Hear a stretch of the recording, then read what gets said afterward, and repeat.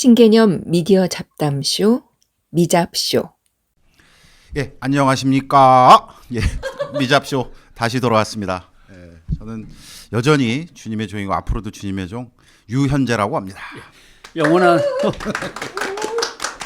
영원한 주님의 서리집사 변상욱입니다. 예, 오늘은 좀 크루들을 좀 무대에 좀 다 이렇게 모셨습니다. 그래서 한 분 한 분 아주 짧게 또 너무 이렇게 막 구구절절하지 마시고요. 네, 소개 말씀드리고 본 얘기를 들어가도록 하겠습니다. 네, 이런저런 글 쓰고 있는 김태원 작가입니다. 네, NCCK 언론홍보 담당 최규희 목사입니다. 종교에 관심 있는 미디어 학자 박진규입니다. 네, 언어의 세계를 탐험하는 신지영입니다. 고려대학교 국어국문학과 교수고요. 오늘 즐거운 이야기 기대하고 있습니다. 네, 저도 다들 이렇게 뭐 준비 안 하신 것 같지만 되게 멋있게 또 자기 소개를 준비를 해오셨군요. 어쨌든 반갑습니다. 오늘 주제는 뭘까요, 현 기자님? 날이 날인 만큼 3.1 운동에 대해서 한번 얘기를 나눠보자. 그리고 기독교가 3.1 운동과 관련해서 나름 상당히 중추적인 역할을 한 거는 분명하기 때문에 기독교는 어떻게 그렇게 3.1 운동에 뛰어들었으며 그런 기독교가 지금은 왜 이럴까? 뭐 이런 얘기도 좀 해야 될 것 같고, 그래서 기독교와 3.1 운동 이렇게 한번 주제를 잡아봤습니다. 사실 뭐 아시겠지만 그 유튜브에 또 굉장히 중요한 그 속성이 그 타이멀리 해야 되잖아요. 그래서 3.1절 버프라고나 할까 저희가 얘기를 나누려고 했는데 이게 아마 들으시는 분 오해하실까 봐 말씀드리면 사실 대본은 엄청났습니다. 저희 또 작가님이 엄청 비싼 분이거든요. 그래서 대본이 막 이렇게 했는데 읽어도 막 너무 어렵고 막 그래서 저희들이 일단 갖고는 있는데 각자 좀 이렇게 재밌게 그냥 잡담쇼 아닙니까? 그래서 최고의 방법은 또 잡담 이렇게 또 얘기를 했으니까 일단 이렇게 얘기를 하면 어떨까 싶습니다. 기본적으로 3.1절 하면 이제 뭐 어떤 얘기를 하고 싶어요? 그 숙제는 우리가 드렸잖아요. 3.1절 그럴 때 어떤 얘기를 좀 하고 싶은지 각자 좀 준비를 해오십시오라고 이제 말씀을 드려서 그 얘기 살짝 좀 3.1절 하면 어떤 느낌이 들까? 먼저 작가님 어떻게 생각하실까요? 뭐 쓰신 거 이거 다 읽으면 큰일 납니다. 예. 썰렁해집니다. 그러면 또 안 되니까 한번 그냥 제가 좀 자료 준비한 것 중에 필기해야 됩니까? 아니요. 그러지 않습니까? 예, 좀 이 부분은 조금 같이 생각을 하면서 시작했으면 좋겠다 싶은 게 이 3.1절이 국지적인 어떤 운동이 아니라 그 지구적인 어떤 하나의 현상 중에 하나였다라는 생각이 좀 들거든요. 그래서 그 부분에 대해서 우리 시청하시는 분들이랑 같이 좀 공감을 하면서 3.1 운동을 좀 보면 어떨까 하는 생각이 듭니다. 첫 번째가 이제 1차 세계대전이 끝나는 시점이 1918년이잖아요. 18년이 끝나는데 그 전에 17년인가 그때 로마노프 왕조가 무너지고 볼셰비키 혁명이 일어나는. 벌써 어려워집니다만 죄송합니다. 그래도 채널 돌아가면 안 됩니다. 네. 그렇게 이제 로마노프. 뒤집어지는 그런 상황이었고 그때 이제 그 추축국이라고 하는 그쪽이 다 망하게 되면서 그 윌슨 우드로 윌슨이 민족 자결주의. 예. 오케이. 이제 그게 그 추축국의 힘을 완전히 빼버리자라는 좀 그런 게 좀 강했잖아요. 이제 그 소식을 들은 미국의 이승만 재미교포 중에 이제 이승만 계열, 그 다음에 상하이에서 임시정부에 있던 여운현 선생, 그리고 도쿄에 있던 그 제1 학생들, 유학생들 그 소식을 듣고 이제 굉장히 좀 이렇게 뜨거워졌던 것 같습니다. 예, 공무돼 가지고 그때 이제 1919년 1월달에 그 파리 강화회의라고 그러죠. 파리 강화회의가 열릴 때 이때 우리가 가서 명함을 내밀자. 맞아요. 그게 이제 막 일어나게 되는데 미국에서 이제 이승만 계열 쪽에서는 그 가려고 했는데 미국에서 그걸 안 내줬죠. 여권을 안 내주고서 이제 실패하고. 그다음에 여운형 쪽에서는 보냈는데 갔는지 안 갔는지 지금 좀 모르겠는데 갔나요? 지금 정확히 기억이 안 나는데. 그리고 이제 유학생들은 이제 28 독립선언서를 이제 쓰게 되죠. 근데 그때 또 그 시점에 또 국내에서 또 큰 사건이 하나 또 벌어지게 됩니다. 고종이 이제 죽은 거죠. 고종이 그때 19년도 1월 달인가 돌아가시게 되죠. 그러면서 이제 여러 가지가 한꺼번에 이제 겹치게 되면서 뭔가 이렇게 나라를 뭔가 좀 어떻게 움직여 봐야 되겠다고 하는 사람들이 고종의 어떤 장례식 날 3월 3일이었는데 그때를 기점으로 뭔가 해보자가 이제 응집이 되다가 그게 3.1 운동의 어떤 그 바탕이 되지 않았나. 그러니까 여러 가지 보면 우리가 그 하늘의 기운이 이렇게 모여든다고 얘기를 하는데 마치 진짜 지구적인 어떤 그 상황과 국내적인 상황이 기묘하게 이제 겹쳐지면서 그런 어떤 에너지들이 원기옥이 이렇게 모여들듯이 모여들어서 나온 게 3.1 운동이 아니었나 그런 생각을 좀 해봤습니다. 이게 미디어 차원에서 보면 여기서 이제 드러나는 문제가 CNN이라든가 뭐 이렇게 아니면 뉴욕 타임즈가 배달되는 게 아니잖아요. 도대체 세계 정세가 어떻게 돌아가는지 맞아요. 조선에서 가 쓰고 있는 사람들은 그리고 한문에 익숙한 사람들은 세계 정세를 받을 수 있는 길이 없어요. 맞아요. 하나는 상해 쪽에서 들어오는 선교사들을 중심으로 해서 전해지는 소식들 약간. 그 다음에 이제 일본에서 이제 전해지는 소식들 약간. 그 다음에 선교사들이 자기네 본국에서 연락받는 한국에 나와 있는 선교사들의 소식 약간. 요런 걸로 감을 잡아야 되는데 이게 어렵단 말이죠. 그래서 예를 들면 윌슨의 민족 자결주의. 미국은 왜 약소국들한테 다 자기들이 스스로 나라를 만들어서 운영하도록 하려고 이렇게 해야 되느냐라고 주장을 했을까? 다른 나라들은 식민지가 많은데 미국은 식민지가 없었어요. 처음으로 가져보는 게 일본하고 짝짝꿍돼서 했던 가스라 테프트 밀약에 의한 필리핀이었거든요. 그러니까 지들은 아무것도 갖고 있는 게 없으니까 모든 민족은 다 자기들이 알아서 하도록 식민지 갖고 있는 것들 다 내놓으셔. 공평하게 다시 경쟁합시다. 이런 뜻이 되는 건데 우리 쪽에서 받아들인 거는 참 미국은 기독교를 전해준 위대한 나라인데 대통령도 정말 훌륭하구나 라고 생각을 해서 아까 김 작가가 얘기하신 거에 심지어는 유교도 유교 세력도 파리 강화회의에 민족 자결주의와 관련돼서 한국의 자주 독립을 청해야 된다라고 하는 생각을 할 정도로 강했던 거죠. 그래서 아무튼 거기에서 약간 이제 착오 내지 오차 같은 것도 있는데 그 대표적인 게 지금 얘기하신 미국에서 이제 여권하고 비자가 안 나온 거죠. 이승만은 가고 싶었는데. 왜냐하면 파리 강화회의는 전쟁에서 이긴 나라들이 뒤처리를 논의하는데 식민지 대표가 거기를 왜 자격이 없나? 들어오느냐. 그래서 계속 빠꾸 하면서 이승만 이제 전 대통령이 그 당시는 뭐 이승만 독립운동가는 결국 못 가고 그러다가 병을 얻어요. 병원에 입원해가지고 독립선언문 다른 사람이 작성한 파리 강화의에 낼 청원서, 독립 청원서에 대한 이렇게 교정 작업이나 하고 있죠. 그러다가 퇴원하면서 기자회견을 열어요. 이거 내가 다 작성한 건데 하면서 폼을 한번 잡죠. 그랬는데 그렇게라도 해서 미국 신문들이 그걸 실어줍니다. 좀. 그러면서 자기네 입지가 확 올라가죠. 그래가지고 한국에서 일본이 어떻게 탄압을 하고 있는지 같은 것들이 세계 사람들한테 알려지는데 반대로 이승만 독립운동가 이승만 씨는 그것 때문에 어려움을 겪어요. 왜냐하면 누가 네 맘대로 뭐 하면서 이제 이런. 그래서 그때 사건을 위탁 통치, 위임 통치 사건이라고 부릅니다만은. 그래서 이거 설명을 해야 될 것 같기도 안 해야 될 것 같기도. 조금 뭐 진행이 되다가 보면은 또 뭐. 순서가 이게 그래서 아무튼 이승만 씨는 실패하죠. 예. 저는 그냥 나와 3.1절 한마디만 여쭤봤는데 지금 굉장히 많은 얘기가 되는데 역시 그 작가님 아까 그 말씀 되게 저도 공감이 가는데 그 제가 좋아하는 이거 역사 학자들 중에 뭐 황연필 선생님, 심영환 선생님 이분들이 항상 주장하는 게 어떤 사건이 딱 이렇게 벌어졌을 때 그것만 딱 보면 사실은 대부분 저를 포함해서 이게 또 주입식 교육의 괴물들이 있잖아요. 그러면 따다다다다 몇 년에 일어났어 이거 딱 알아요. 민족 자결주의 딱 이렇게 알고 그러는데 그걸 이렇게 거시적으로 그때 어떻게 뭐가 일어났지 뭐 이렇게 하면 하나도 모르거든.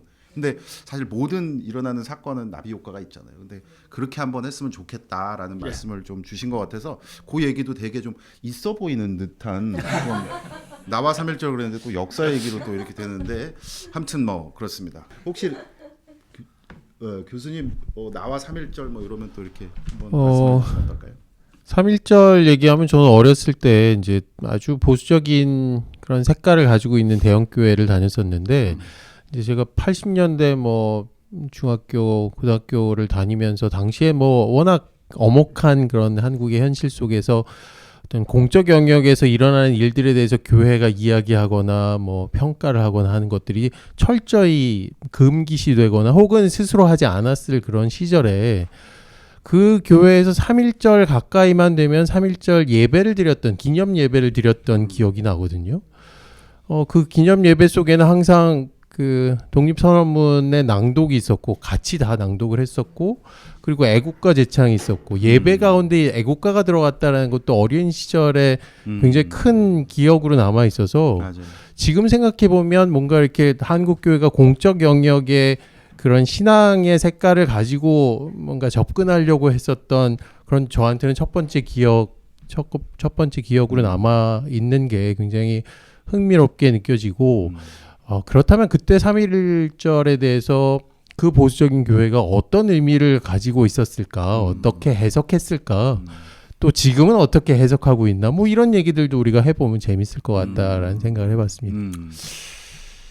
교수님의 기억 3.1절. 그럼 퐁당퐁당 측면에서 저와 3.1절 먼저 얘기를 한번 드리면 저도 뭐 그런 기억이 있습니다만 이걸 여기서 얘기하면 또 굉장히 그 유치하다고 그럴지도 모르겠는데 저는 3.1절과 저 그러면 유관순 누나가 유씨인 게 그렇게 좋았어요. 저는 제가 사실 막 어느 집에 몇 대 손입니다 이런 거 잘 몰랐는데 항상 이렇게 뭐 좀 이렇게 하고 막 그랬는데 이렇게 뭐 멋있진 않겠습니다만 그 유관순 누나가 또 이렇게 보니까 버들려 잘 모르겠지만 하여튼 뭐 이렇게 비슷하게 쓰신 것 같아요. 근데 그게 어렸을 때 친구들한테 막 자랑하고 그랬어요.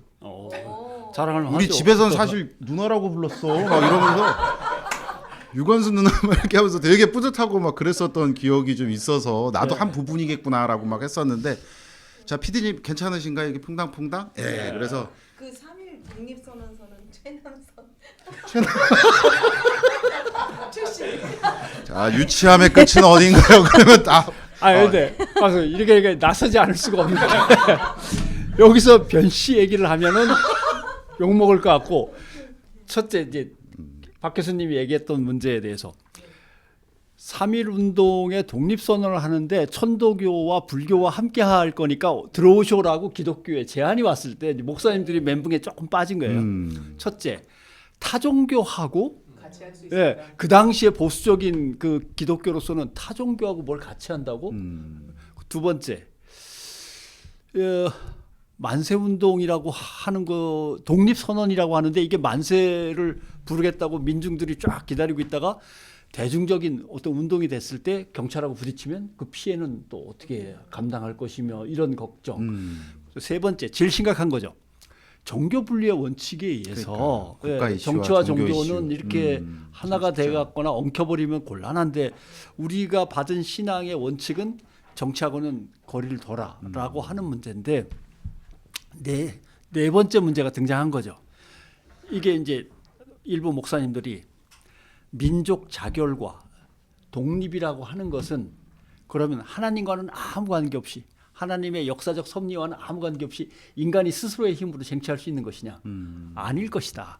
민족 자결과 독립 해방이라기 하는 것이 우리한테 주어진다면 그건 하나님의 섭리와 계시와 은총에 의해서 주어지는 거니까 이건 어차피 하나님과의 문제다라고 하면서 정리가 이제 되는 거죠. 그러면서 교회가 거기에 뛰어드는 거고 그다음에 최남선의 문제. 천도교에서는 미리 계획을 하면서 최남선 선생을 이제 지필가로 정해놓죠. 독립선언문 초안을 부탁한다라고 할 때 여기서 논란이 벌어집니다.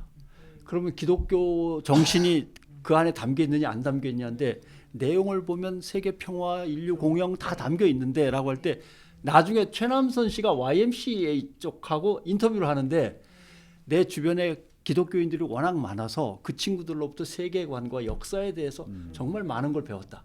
그리고 그런 거를 그 당시에 유교에 또는 불교에만 젖어 있던 사람들한테 그 넓은 세계사적인 어떤 안목을 전해주는 건 기독교밖에 없었기 때문에 정말 열심히 공부했다. 그래서 내가 쓴 그 초안에도 그게 다 들어갔던 것이다라고 인터뷰를 하는 장면이 나오죠. 네. 그렇게 해서 최씨 문제까지 유씨 문제는 제가 해결했고 네, 유씨 문제, 최씨 문제를 떠나서 말입니다. 네, 제가 이제 아까 유 네, 교수님께서 말씀하시죠. 유관순 누나가 우리 집안의 누나다 이렇게 말씀하셨는데요. 사실 언어라는 건 관점을 갖게 돼요. 어떻게 표현하느냐. 역사, 국가와 종교, 네. 이제 언어로 들어갑니다. 그러니까 사실은 유관순 저에게는 누나가 아니죠. 그렇죠. 누나가 아니죠. 잘못했습니다. 그러면 이제 누나라고 부르는 그 관점은 누구의 관점일까? 남성이고 유관순을 누나라고 부를 수밖에 없는 연령이 낮은, 그러니까 후대에서 그 유관순을 바라보는 남성이 후대에서 유관순을 바라보는, 그러니까 누나로 박제된 유관순, 이렇게 우리가 좀 문제를 제기해야 되지 않을까라는 생각이 듭니다. 그러니까 유관순은 누나가 아니라 우리에게는 열사고 맞아요. 역사적 인물로서 존재하는데 우리가 과연 유관순 누나라고 표현함으로써 잃게 되는 것은 무엇일까? 이런 것들을 한번 생각해 봐야 되지 않을까라는 생각을 해보면서, 현재의 문제로 이렇게 과거의 문제지만 현재까지 이어지는 문제가 사실은 강제동원 문제이거든요. 근데 많은 사람들이 강제동원이라고 안 하고 강제징용이라는 말을 써요. 근데 이 징용이라는 관점도 누구의 관점인가? 사실은 징용은 원래 강제성을 띠게 돼 있어요. 징이라는 게 국가가 강제로 하는 거거든요. 증발, 징수. 예. 예. 그렇죠. 세금도 징수하는 거고 군대도 징집하는 거고 이렇게 되는 건데, 징자가 의미하는 거는 국가기관이 강제로라는 것을 전제하는 말이거든요. 그러면 강제징용이라는 말은 일단 형용 모순이 약간 있고, 두 번째는 징용이라는 걸 통해서 국가, 그 당시에 일본의 관점에서 사실은 이야기하는 거거든요. 그러니까 일본은 징용이라고 이야기할 수 있지만 우리 입장에서는 징용이라는 표현을 쓰면 안 되죠. 그래서 강제 동원 피해자라고 이야기해야 하는데, 일본의 관점을 비판하지 않고 다시 질문하지 않고 징용이라는 표현을 쓴다는 것, 이게 그 문제고요. 또 하나는 그런 피해를 받은 사람의, 특히 여성에 대해서는 할머니라는 표현을 써요. 사실은 그분은 운동가지 할머니가 아니거든요. 그런데 과연 우리가 누구누구 할머니라고 부르면서 그들이 행한 운동에 대해서 뭔가 가치를 폄훼하는 건 아닐까, 이렇게 생각해 봐야 될 것 같고요. 특히 남성들의 경우에는 할아버지라고 부르기는 하지만 그렇게 꼭 하지는 않아요. 그래서 이 할머니와 할아버지 혹은 운동가의 문제에 대해서 우리가 좀 생각해 봐야 되지 않을까. 안창호 할아버지 이렇게는 또 안 하잖아요. 남성들이 그 정도 나이면 다 선생자를 많이 붙이죠. 또 그러네요, 옛날에는 참. 이제 그것도 있지만, 이제 선생이라는 말도 하지만 이제 강제동원 피해자들의 여성이 있고 남성이 있잖아요. 그렇죠. 여성들한테는 할머니, 남성들에게는 누구 씨 혹은 맞아요. 누구 옹. 이제 옹이라는 말은 이제 잘 안 하니까 최근에는. 그런데 왜 할머니와 할아버지라는 말 대신에 다른 말이 붙고, 왜 할머니한테는 한 번도 다른 호칭이 붙지 않는지, 이것에 대해서도 생각해 봐야 되지 않을까 저는 생각합니다.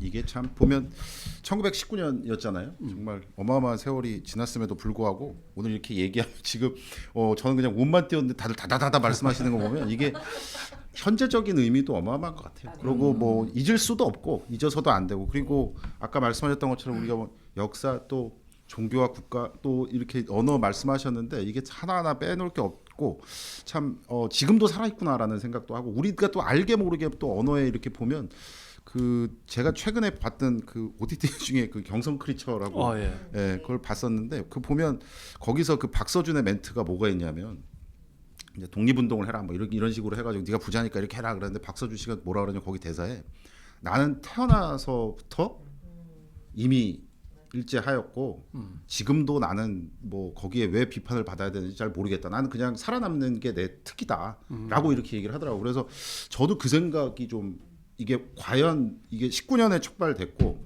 그리고 그 이후에도, 그러니까 사실 19년이라고 해도 사실 10년이 지났잖아요. 그런데 그 사람들이 어떻게 이런 생각을 했을까? 이게 참, 아까 병 기자님도 말씀하셨지만 그때 무슨 미디어가 있어요. 뭐 세계 어떻게 돌아가는지 그걸 어떻게 알아? 근데도 그런 게 뭔가 형성이 이렇게 됐다라는 것은 참 우리가 뭔가 아까 뭐 우리가 얘기했던 것처럼 뭔가 보이지 않는 그런 기운들이 다 모여서 19년에 이렇게 촉발이 빵 되지 않았을까?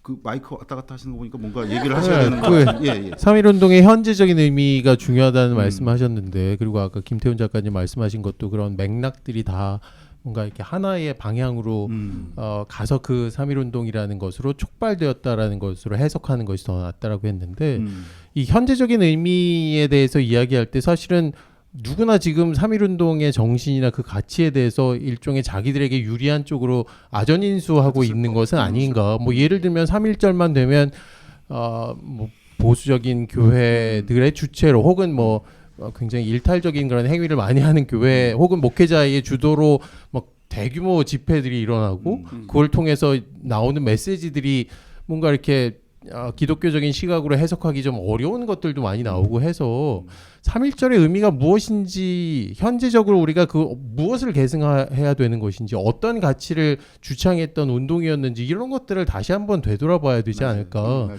그렇다면 현재에 집중하는 것보다 과거에서 그 어떤 맥락 안에서 그런 것들이 나왔고 뭐 아까 그런 다른 종교와의 어떤 연대라는 것도 당시에만 가능했던 것, 뭐 지금은 상상하기 참 어려운 그런 일일 것 같아서요.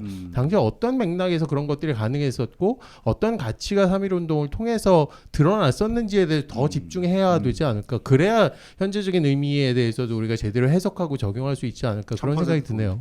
아까 병 기자님도 잠깐 말씀하셨지만 그게 그 예를 들어서 그 3.1절을 딱 앞두고 이게 보면 고종이 돌아가신 다음에 며칠 날 하자라는 걸 가지고 막 얘기를 설왕설을 했다고 그러더라고요. 그러니까 저희는 그냥 1919년 3월 1일부터 촉발돼서 그 많은 사람들이 이렇게 했다고 생각하는데 사실은 그 전날 그 뭔가 이루어졌던 그 argue 이런 것들이 참 간단치가 않았겠구나라는 생각이 드는데 이게 어쨌든 합의가 돼서 3.1운동으로 이렇게 촉발됐다라는 것은 방금 교수님 말씀하셨던 것처럼 일종의 이것도 맞고 나도 내 입장이 있고 나는 이 종교고 막 이렇지만 일종의 뭐랄까 합의되는 가치가 있었다라는 거잖아요. 근데 그게 역설적으로 2024년에 그거가 합의가 안 되고 합의된 가치마저 아전인수를 하려는 하는 것들이 분명히 보이고 있단 말이죠. 그러니까 그런 것들이 조금 아쉬운 측면에서 NCK는 뭐를 하고 있는 거죠? 네, 네. 그 실은 저희 2019년이 이제 100주년이었잖아요. 그렇죠. 그래서 실은 한국 교회에서 그런 지금 말씀하시는 현재적 의미를 좀 바르게 좀 다시 뭐 의미를 찾고 또 그거를 합의하는 그 과정이라든지 이런 것들을 중시하기 때문에 그 3.1운동 100주년 기념사업 준비위원회를 2019년 전에 2015, 14 뭐 이때부터 꾸려가지고 그때부터 이제 뭐 학술 심포지엄을 매해 열면서 그 현재적 의미에 대해서도 이야기를 하고 이제 공통의 그 기반이 있어야 되잖아요. 이해나 이런 그래서 그런 뭐 그리고 특히 이제 교회에서는 어쨌거나 그때의 어떤 기독교인들이 많이 참여했던 것 그런 것을 좀 또 적극적으로 또 알릴 필요도 있는 것이고 그 뭐 정신을 계승하는 것도 중요하고 그래서 뭐 기념 예배를 예를 들면 98주년 기념 예배, 99주년 그래서 이게 점점 클라이맥스에서 2019년에 100주년 기념 예배를 한교총과 한국 기독교 교회 예배가 같이 이렇게 드렸습니다. 그래서 그때 이제 다양한 프로그램들을 진행을 했었더라고요. 그래서 제가 여러 이제 활동들을 했었던 걸로 아는데 그 중에 좀 인상 깊고 좀 강조하고 싶었던 거는 3.1운동이다 보니까 한일 교회가 같이 100주년 맞아서 또 이렇게 성명을 좀 냈었어요. 그래서 양심이 시키는 대로 우리의 새로운 운명을 좀 만들어 가보자. 이런 제목이었어요. 그래서 3.1운동 100주년을 맞이하는 한일교회 공동성명 이런 것들을 냈었고요.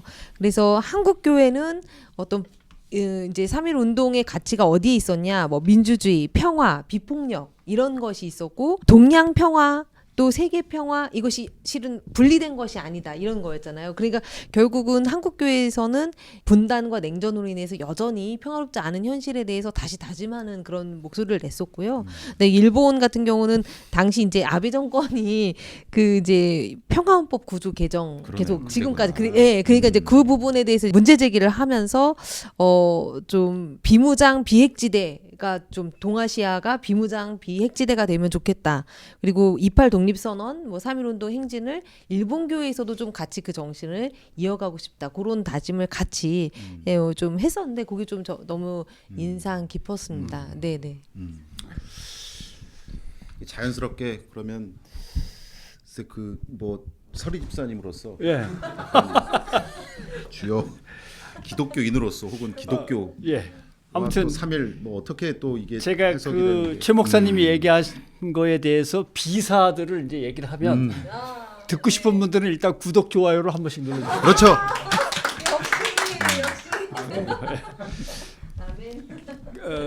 기독교가 어떻게 3.1운동의 주체가 됐을까? 왜냐하면 들어온 지 얼마 안 되는 종교에다가 그때 당시로 1.3% 맞아요. 대한민국 인구 아니 그때는 한반도의 대한제국 인구의 1.3%에 불과한 기독교가 왜 주체가 됐을까라고 하면 이제 신학하신 분들이나 이제 다 외우시겠지만 1907년에 평양 부흥 운동이 있었습니다.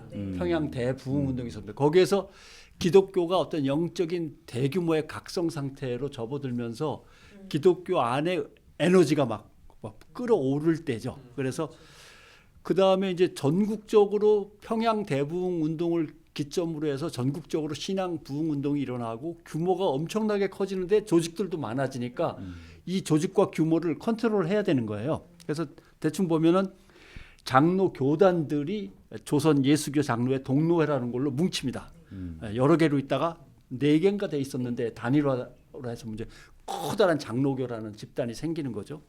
그 다음에 1910년에 이르러서 북감리교회가 이게 거기 조선노회죠. 조선연회라고 부르는데 여기에 한국인 이제 신학생들이 목회자가 되어서 참여를 하는 거죠.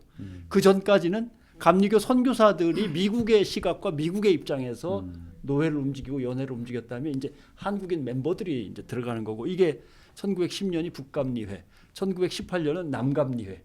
여기에 이제 한국인으로 구성된 기독교 감리교단이 이제 본격화되는 거죠. 그러다가 1918년에 여기 종로이가 YMCA에서 누구누구 모이냐면 남장로교회, 북장로교회, 북감리교회, 남감리교회, 캐나다 장로, 호주 장로 6개의 주요 기독교단이 그 시절에 YMCA에 모여가지고 대한예수교, 장로교, 감리교 연합 연합회를 만들죠. 그러니까 전국적으로 확 커져버린 기독교가 이제 하나의 연합회로 이제 조직이 되기 시작하는 거죠. 그래서 그때 되게 웃기는 건 천도교도 만세운동을 기획하면서 이건 개신교라고 하는 저 집단의 힘이 없으면 곤란하겠는데 더 웃기는 건 좌파들, 공산당과 사회주의자들도 우리가 소리는 지르고 똑똑한 척은 하지만 결국은 뭔가 조직된 기독교의 힘이 없으면은 전국적인 운동은 어려워라고 나중에 다 얘기들을 하죠. 그러면서 천도교가 1912년 정도부터 자기네들 어떤 각성운동을 계속 벌이면서 중간에 야 독립운동 해야 돼 무르익는데 손을 내미는데 아무도 안 잡는 거예요. 왜냐하면 그 전까지만 해도 최시영 교주는 이 사형당했거든요. 잡혀가지고 겨우 명맥을 유지해서 이제 손병희 선생께서 교세 확장만 이제 신경 쓰고 있는 차원이었으니까 손을 내밀어도 손도 못 잡죠.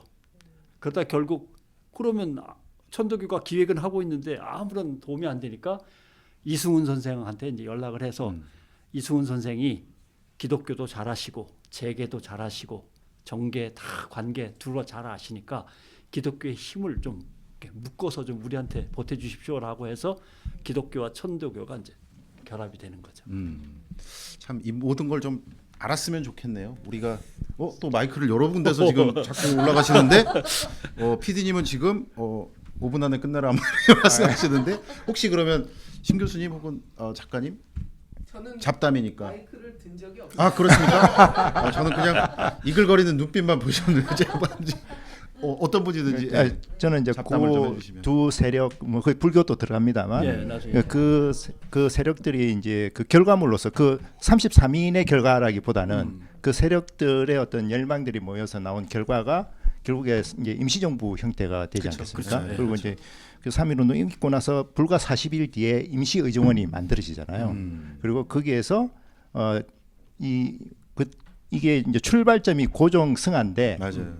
조선 왕조의 복귀가 아니라 민국을 이렇게 우리는 지향해야 된다. 공화제를 해야 된다. 이제 그게 어떤 면에서 보면 되게 중요한 하나의 지향점이 공통점이지 않았나. 그런데 그게 그렇다면 그냥 이 사람들이 공화제에 대한 어떤 그런 신념 때문이었을까는 저는 별로 이렇게 그런 어떤 우리가 역사가 없잖아요. 그런 면에서 보면 이제 주축 세력이 천도교는 이제 동학이고, 그다음에 이제 개신교는 또 이제 그 미국에서 들어온 거고, 그 입장에서 보면 굳이 그 동학도 조선 정부에 엄청나게 핍박을 받고 거의 학살을 당하는 수준이었고, 그 평양 대부흥 운동, 저는 이제 개인적으로 평양 대부흥 운동의 그 출발점은 저는 그 홍경래난이라고 생각하거든요. 홍경래난. 아, 예. 그러니까 그 서북 어쩌든지 지역에 마무리가 되어야 될 것 같습니다. 예. 홍경래난까지 그러니까 서북 지역에서 그때 한국을 빛내는 위인들 막 이렇게 예, 나와야 요것만 되는. 하고요. 홍경래난이 일어나게 된 저 뭐랄까 이제 정서적인 배경이 정감록이잖아요. 그 정감록이라는 것도 결국에 몰랐어. 역성인 거고. 못 살겠다. 예, 예. 홍경래 여기까지 말았는데. 예, 그런 것들이 결국에 이 대한민국 대한민주공화제로 가지 않았나 그런 생각을. 저희가 지금 뭐 한 30분 이렇게 좀 시도는 해봤습니다만은 시도 자체는 아까 처음에 오늘 띄워주셨습니다만 그런 것 같습니다. 저도 그게 참 궁금했거든요. 이게 그냥 역사 이렇게 쭉 하고 연령 그 연도별로 이렇게 하는 거는 우리가 되게 강한데 거기 들어가서 모든 일이 다 이유가 있을 텐데 이거를 빅픽처로 보는데 우리가 좀 약했던 것 같아요. 근데 그게 거기서 뭐 다 볼 수는 없었습니다만은 기독교, 언어 그리고 또 뭔가 가치 그리고 아까 말씀해 주셨던 것처럼 평양 부흥도 이런 것들 같이 이렇게 좀 섞어서 짧게 조금 알아봤습니다. 의미가 있을 거라고 생각하고요. 아무튼 그 3.1절 뭐 아까 저희가 이제 뭐 유튜브에 뭐 그 특장점 하나가 이제 뭐 타임리만 이렇게 말씀드렸습니다만은 어떠셨을지는 잘 모르겠습니다. 그리고 저희끼리 이거 끝나고 협의를 해서 다시 조금 더 해야 되겠다라고 하면은 다시 또 돌아오고요. 아니면은 이제 내년 3월절이 그렇습니다. 하여튼 예. 마무리에 그 예. 이승훈 선생님이 이게 민족 자결을 천재, 그러니까 하나님이라고 볼 수 있는데 그의 어떤 혜택으로 되는 것으로 이렇게 발언하셨던 게 있었더라고요. 그러니까 이제 어떻게 보면은 기독교에서 어떻게 이해를 하고 어떻게 독립을 생각하고 또 그것을 위해서 애썼는지를 또 같이 기억해 보는 것도 의미 있을 것 같습니다. 분명히 네. 하나님 아까 이렇게 보편적 우주의 가치. 기운 말씀하셨는데 일단은 NCCK 네 하나님의 은혜와 섭리 네네로 이해하는 항상 뭐가 그러니까. 흐름이 있었다는 것. 네. 네. 아버님한테 제가 3.1운동을 겪어본 유일한 사람 아닙니까 여기서? 아버님이 1909년생이셨거든요. 예. 그 3.1운동 때 뭐 하셨어요? 라고 하니까 장독대 밑에 숨어 있었다. 아니 어떻게 남자가 말이야 태극기를 들고 나가야지 하니까 야 10살 꼬마한테 너무 많은 걸 기대하지 마라. 근데 나중에 이제 교회에 이제 어머니의 권유에 의해서 나가셨는데 근데 평생을 학교를 안 다녀보고 서당에서만 공부하고 서당을 이제 만드셔가지고 이제 가르치시던 분인데 어떻게 예수한테 빠지십니까라고 할 때 그 어렵지 않았다는 거예요. 왜냐하면 하늘에 있는 우리 주인 천주, 맞아요. 천재 이 개념하고 하나님과 그가 인간을 사랑해서 자기의 모든 것을 갖다 던지고 싶은 어떤 그 하나님의 의지, 뜻, 그 사랑이라고 하는 것에 그렇게 고민스러운 개념이 전혀 아니었다는 거죠. 예. 그래서 결국은 새로 전해지는 그 기독교라고 하는 세계관과 그 어떤 철학에 의해서 이 민족이 뭔가 구원을 받을 수 있지 않을까라고 하는 것은 상당히 쉬운 개념이었다고. 저도 뭐 초심자로서 그랬던 것 같아요. 이게 보면 하나님 3.1운동 뭐 이게 무슨 관련 있냐 막 했을 때 가만 생각해 보면 그냥 보편적 가치잖아요. 사람 사랑해야 되고 평등해야 되고 폭력 쓰면 안 되고 콜 그럼 하나님 부르시면 콜 한다 뭐 이런 게 3.1운동 핵심이 아니었을까라는 생각으로 정리가 한마디만 되네요. 덧붙이면 예, 예. 이 세상을 바꾼 게 결국은 3.1운동이라는 것으로 우리가 지금 해석할 수가 있는데 당시에 그것을 주도했던 뭐 개신교라든지 지금 아까 그 한일 공동성명도 보니까 일본에서의 개신교의 위상이라는 것은 정말 보잘것 그러게. 없잖아요. 그러니까 결국 그렇게 세상을 바꾸는 종교의 힘이라는 것은 뭐 교세에 있거나 뭐 얼마나 큰 많은 집단들이 믿고 있거나 뭐 그런 거랑 상관없이 어떤 가치를 지향하고 있는가, 누구의 편에 서 있는가, 무엇을 주장하는가 뭐 이런 것과 연결시켜서 우리가 설명해야 되지 않을까. 한국 교회도 거기를 그것을 향해서 우리가 가야 되는 거 아닌가 뭐 그런 생각해 봅니다. 보편적 가치. 아우 너무 감사드립니다. 마지막에 또 이렇게 또 배우신 분들이 이렇게 정리를 해주셔서 자 그럼 마지막으로 돌발 퀴즈 하나 드리고 자 63 빌딩이 생기기 전 우리나라에서 가장 높은 빌딩은 어느 빌딩이었을까요? 답을 말해도 되나요? 예. 자, 바로 그거 여쭤본 겁니다. 3.1 빌딩이 원래 우리나라에서 제일 높은 빌딩이었어요. 그리고 작가님을 포함해서 혹시 들으시다가 3.1 빌딩 이러신 분들은 지금 꼭 대장 내시경을 받아야 하실 나이가 되셨습니다. 아니, 건강 조심하십시오. 반드시 오래 살아야 됩니다. 아니 그렇게 말하면 서운한 네. 것이 지금 알면서도 지금 말씀 안 하시는 걸 제가 느꼈어요. 아니 우리는 초등학교 때 수학 여행이 3.1 빌딩 보러 서울 그래서 돈 모아가지고 3일 빌딩 보러 왔는데. 자, 찜찜할 땐 대장 내시경. 네, 반드시 그 3일째 맞추신 분들은 건강에 조심하시고요. 다음에 또 뵙겠습니다. 고맙습니다. 고맙습니다.